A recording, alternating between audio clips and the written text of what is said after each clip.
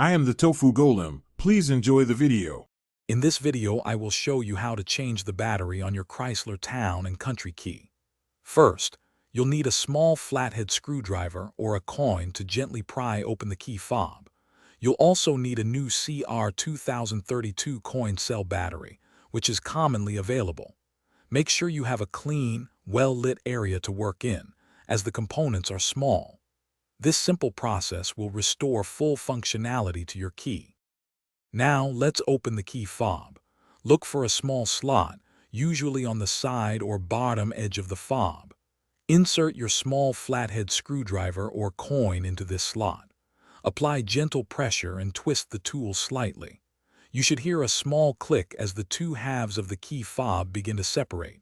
Be careful not to force it, as the plastic can be delicate. With the key fob open, you'll see the old battery. Take a moment to observe its orientation, noting which side is facing up. Gently pry out the old CR 2032 battery using your screwdriver or fingernail. Now, take your new CR 2032 battery and insert it into the compartment. Ensure the positive side, usually marked with a plus sign, is facing upwards, just like the old one.